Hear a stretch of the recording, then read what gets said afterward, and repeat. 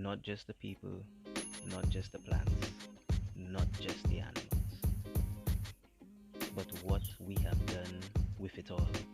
What we as people have done on this earth is incredible and it's amazing. And I just want to take you on a journey through a few of the things that I just find even more amazing. Some not so good, some outstanding, and I just want you to know I think of it and I hope you're all going to enjoy it. So, welcome to Focus.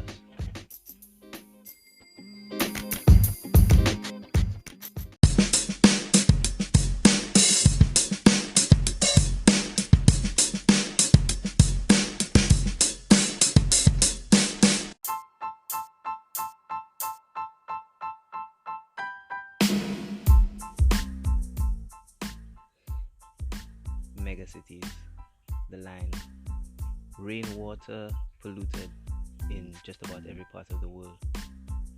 Scientists have made the most amazing breakthrough and created a blood substitute that can repair damaged organs hours after death. And even more amazing, they have discovered craters on the moon, some as deep as 16,000 feet, could be habitable for people. I mean, people. It's gonna be amazing. So, come on.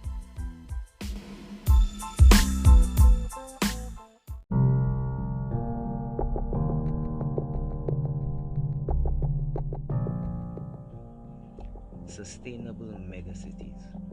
Humanity's hopes and dreams of making as little an impact on the environment as possible.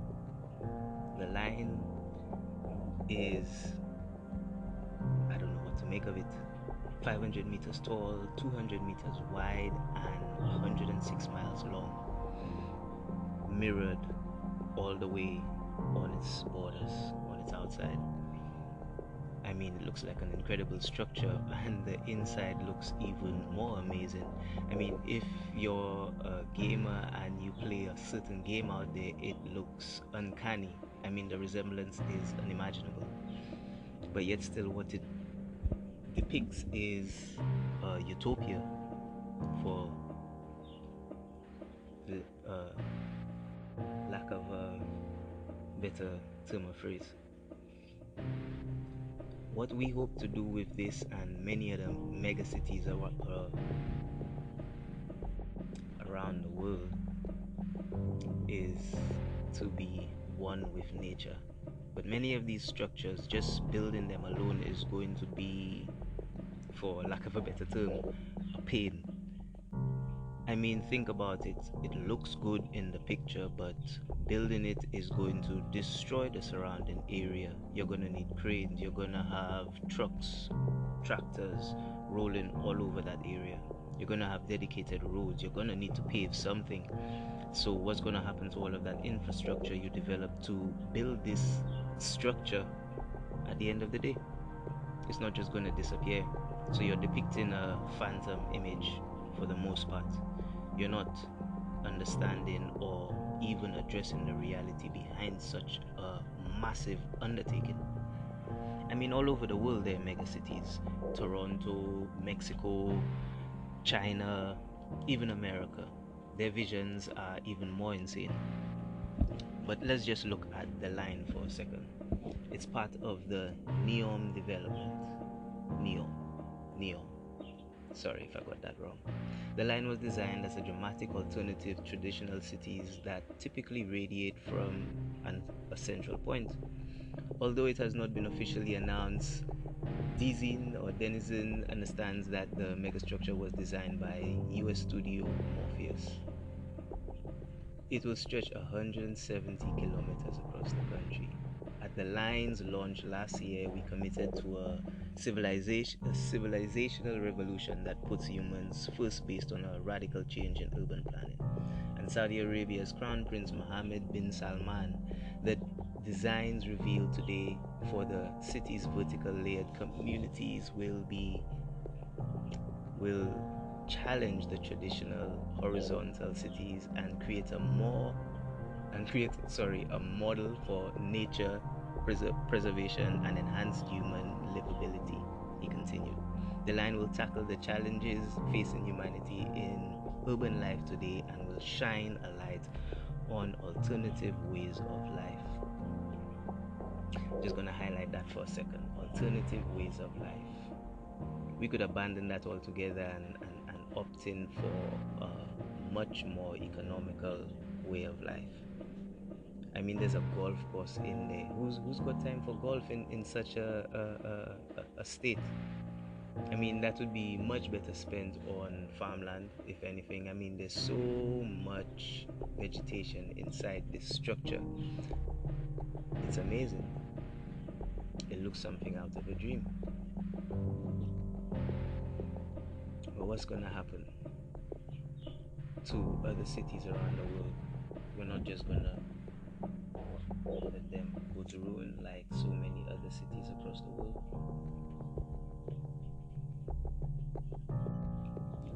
I mean, getting people just to move there is going to be an issue to begin with.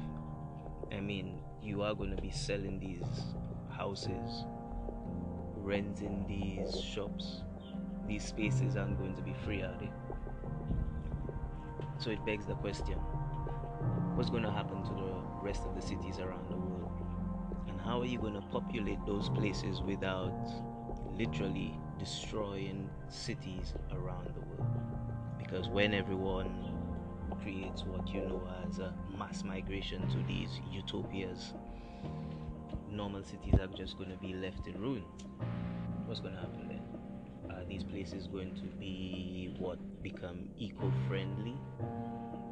Unless they are managed properly towards their deconstruction, especially towards certain plants, i.e. nuclear, you're going to have to monitor those structures for years before they are safe for you to take them down. What's going to happen in between that time? But who knows? I say we should better spend our resources focusing on protecting the cities we have, making them more eco-friendly and sustainable. But you know, the world goes as it goes. I guess we're just gonna have to see. As I always say, the earth is an amazing place.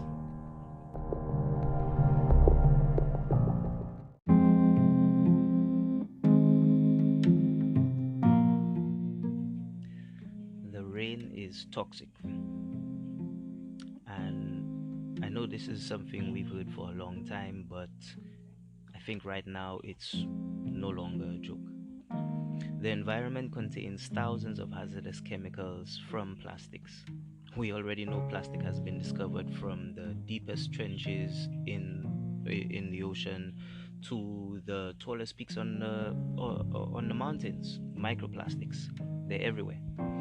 I've read studies saying that these microplastics have a lot of deteriorating effects on people, but needless to say, the fact that right now scientists have discovered that in a recent study that at least 4 of these plastics have pushed us beyond what they call safe limits for plastic contamination. Drinking water could negatively impact human health around the world.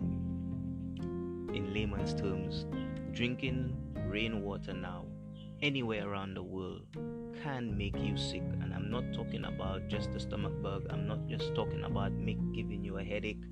I'm talking about giving you cancer. I'm talking about making your organs shut down, causing autoimmune deficiencies, causing serious defects in the human body that can have generational effects. Some of these plastics were made in what you call long-term use plastics. Some of them can last for about 120 years.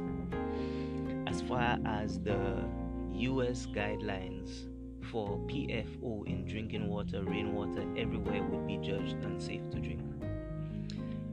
So that means that the effects it's going to have on the environment is something we can only spectate. Many of us can dictate, many of us can only spectate.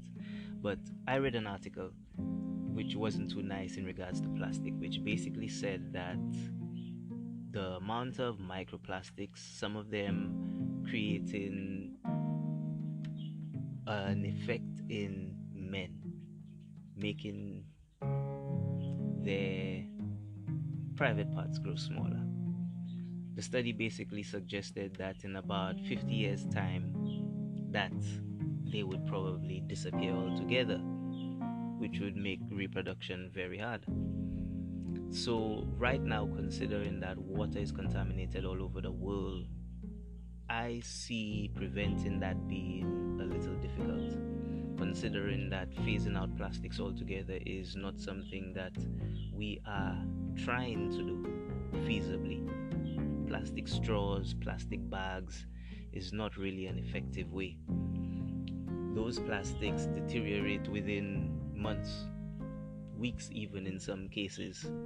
The plastics we're talking about are in rubber seals, wedges, things that are more essential than you think, more used in space travel, submarines, boats. You wouldn't believe, but this is going to change the world to a very, very big degree. What are we as people are going to do about it? It's past the point of no return, something we've always heard before. But what it means for us now is that we need to be taking drastic steps, drastic measures towards the future. Because if this is going to affect us right now, imagine how bad it's going to be for our children. There's only one planet, and we're not treating it very well right now. So, I think we really need to focus.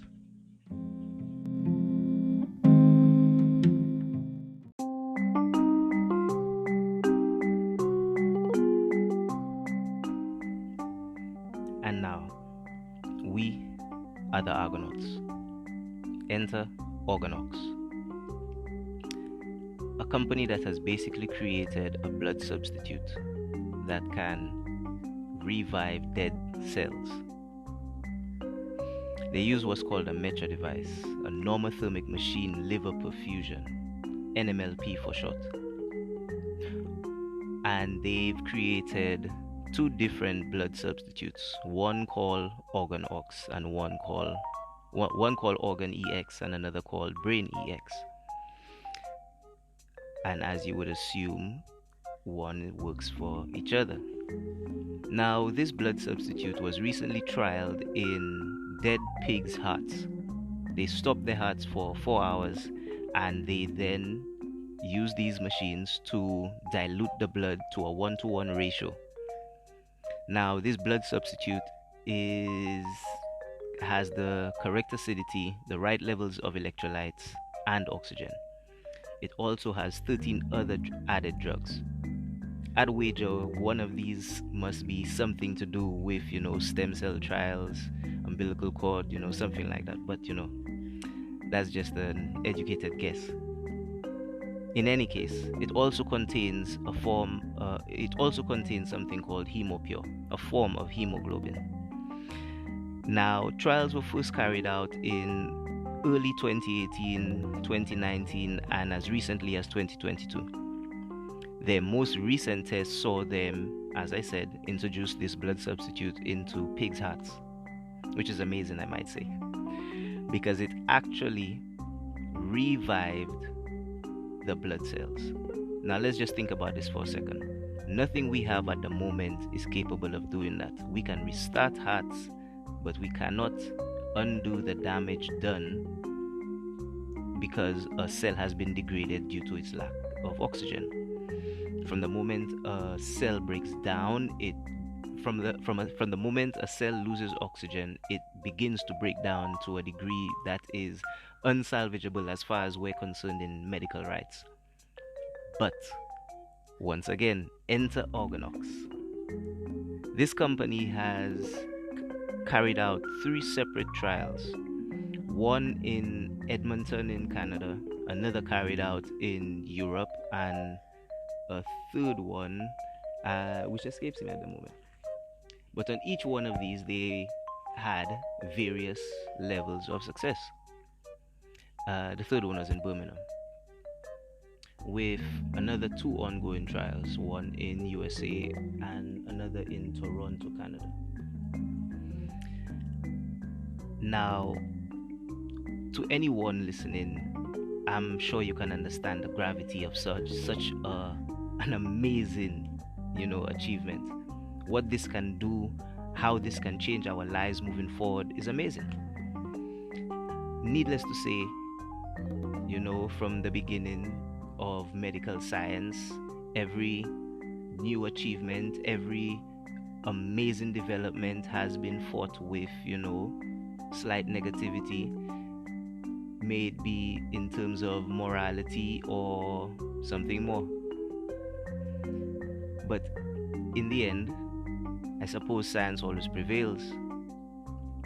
So, along with the various moral choices and moral debates it's going to bring, what it does do in the meantime, in the immediate time, not in the near future, in the immediate time, is give us access to a device that can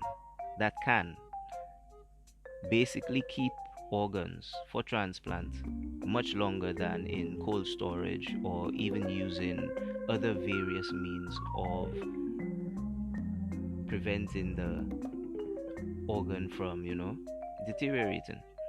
I might add that this organ EX blood substitute was successful to about 50%. It showed signs of reviving cells in the blood, liver, and kidneys.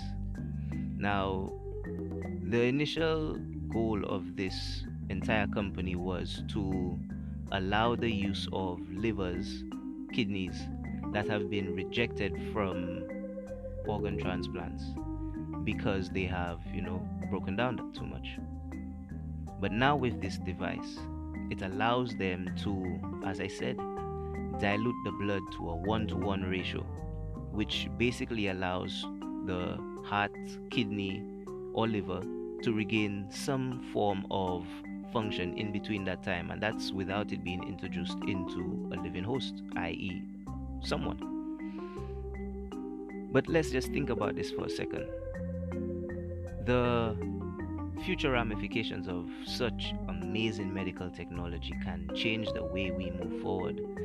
Death as we know it would be slightly varied. For example, someone has a heart attack. They are, for all rights and responsibilities, passed away and they are dead, pronounced dead at the scene. You may be able to use a defibrillator and revive them and restart their heart, but at the end of the day, they would have been dead. To some people, this causes many various levels of issues, but we're not going to get into that. But regardless, some people might say you're not alive, and some people might say you're still dead, but regardless, medical science says you're alive. I mean, if you're walking around laughing and smiling, you're alive. There's no death in there. But what does this mean for us in the future? What can we do with such technology? What will it enable us? What will it enable us to do? I would go as far as saying it would raise some serious concerns. Death would be a question. Morality versus reality versus mortality. Morality. Is it right for us to create a drug that can theoretically revive dead cells? Think about it for a second, what that means. Being able to revive dead cells, having a chemical that can do such a thing means technically you could stay alive forever, granted you had enough of this chemical. So, morally, that's a pretty big question. Versus the reality. We have a chemical that can, with further achievements, future study, a little bit of refining, could technically be able to do such a thing. and then it's humanity versus mortality once again. Our long lasting strive to reach a eternal goal of eternity. But that's another question for another show. In any case, it's an amazing thing to focus on, don't you think? As I said, Earth is an amazing place. The things we do, the people, it's amazing.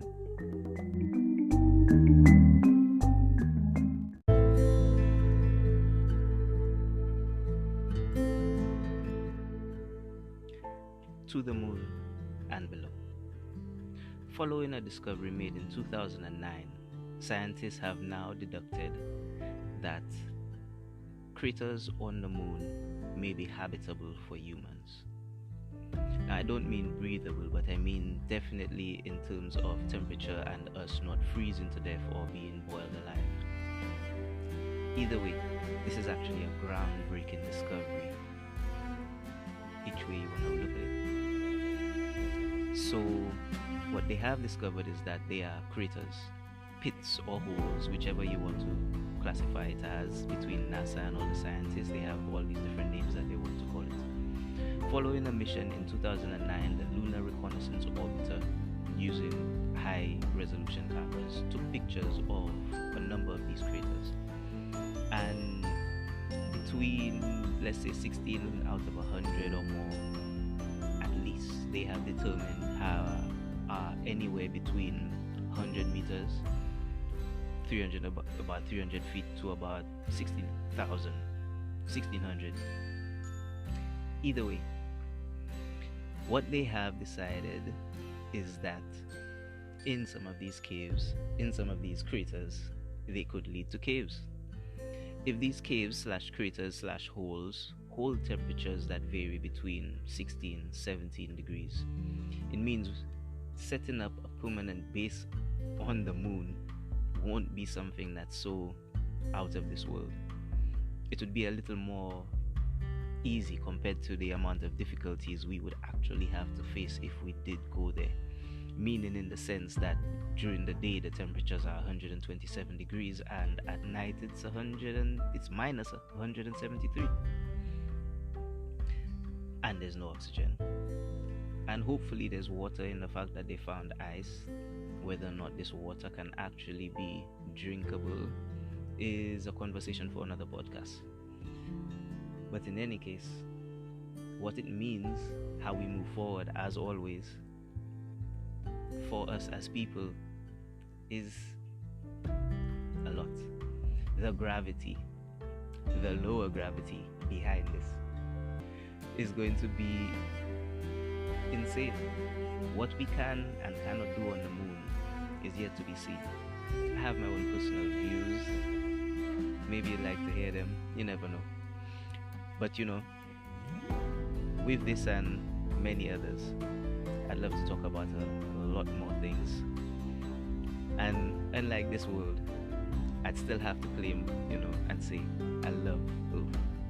If not for the beautiful, beautiful, wonderful people, how would we have known about this?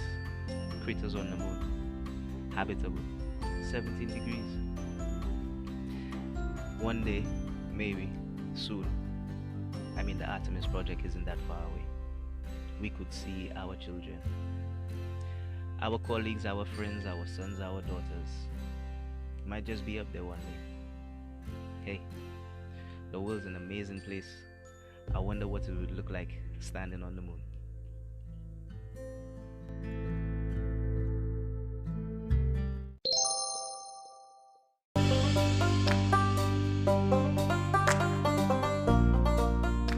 For links to the articles, check out the episode description. If you want to leave a comment, check out the trailer description for the email address. For topics like these and more, check out future episodes. Like I said, the world is an amazing place. There's a lot going on, and sometimes we just need to take a moment to focus.